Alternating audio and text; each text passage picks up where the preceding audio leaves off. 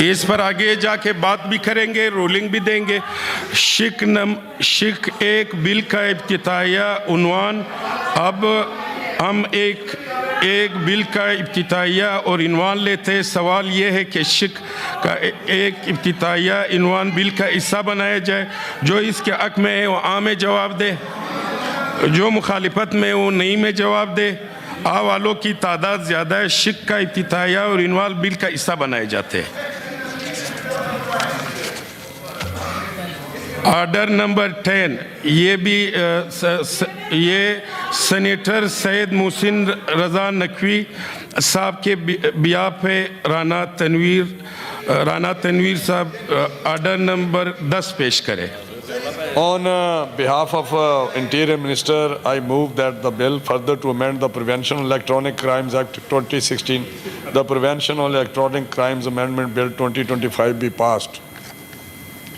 جو اب میں تحریک کو ایوان کے سامنے پہ رکھتا ہوں۔ کسی کے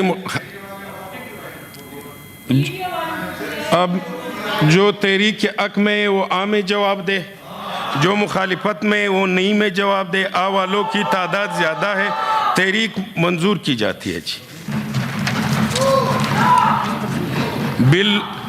بل منظور کیا جاتا ہے۔ یہ آرڈر نمبر 11 سینیٹر فیصل واڈا کے نام سے آرڈر نمبر 11 پر توجہ دلاؤ نوٹس سے برائے مہربانی معاملہ اٹھائے۔ فیصل واڈا صاحب میں دوں گا جی۔ فیصل واڈا صاحب جی، فیصل واڈا صاحب کنٹینیو پلیز۔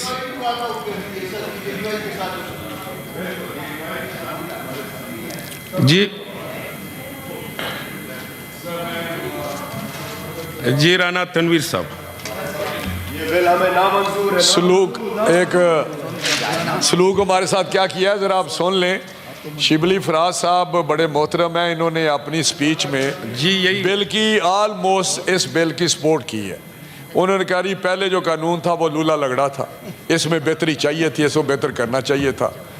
پھر انہوں نے کہا کہ جی اس کا استعمال جو ہے نا یہ سیف گارڈ بالکل چاہیے، کیونکہ یہاں پہ بڑی زیادتی ہوتی ہے، سوشل میڈیا پہ بہت سارا گند ہے، تو اس کو ضرور کنٹرول کرنا چاہیے اور کنٹرول کرنے کے لا ہونا چاہیے۔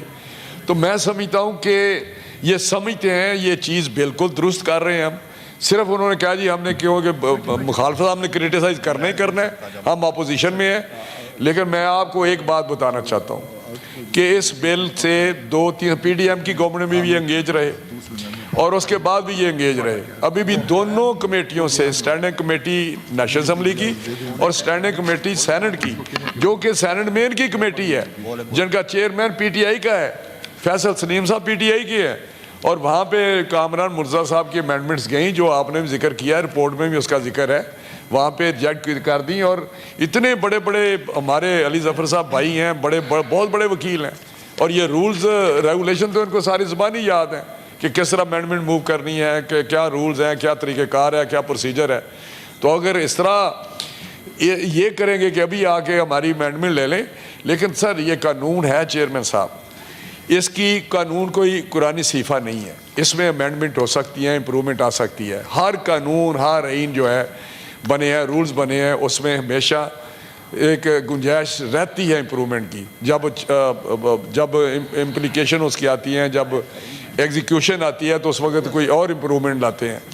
تو میں ان کو یقین دلاتا ہوں کہ پہلے جو صحافی بھائی ہمارے ہیں، پیمرا کے تحت وہ ان کا لا بنے ہوئے ہیں، وہیں سے وہ ڈیل ہوتے ہیں، وہی وہ ان کے قوانین ہیں، اس کا ان کے ساتھ کوئی تعلق نہیں ہے۔